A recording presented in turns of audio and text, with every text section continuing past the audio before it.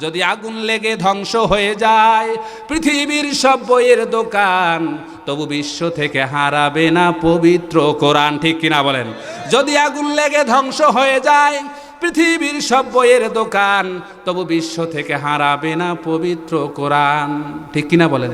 কেমনে ধ্বংস করবে আগুনেরই তেজ, আছে বিশ্ব ভরা লক্ষ লক্ষ কোরআনের হাফেজ। তারা সাফায়ে আসমানি গ্রন্থ, তারা সাফায়ে আসমানি গ্রন্থ, বাঁচাবে কোরআনের মান, তবু বিশ্ব থেকে হারাবে না পবিত্র কোরআন, তবু বিশ্ব থেকে হারাবে না পবিত্র কোরআন। ঠিক কিনা বলেন? তাহলে এই যে যারা হাফেজ হচ্ছে তাদের কারণে সারা বিশ্বের যদি এরকম লাইব্রেরিগুলো সমস্ত বই কোরআন এবং সব কিছু করে ছাই হয়ে যায়, যারা হাফেজ আছে কোরআনের হাফেজ, তারা আবার কোরআন ছাপাইতে পারবে কি পারবে না? পারবে কি পারবে না? কোরআনের আইন জারি করতে পারবে কি পারবে না? কোরআনের আইন, কোরআনের দাওয়াত তারা দিতে পারবে কি পারবে না? এই জন্য কোরআনের প্রতিষ্ঠানের সঙ্গে লেগে থাকতে হবে।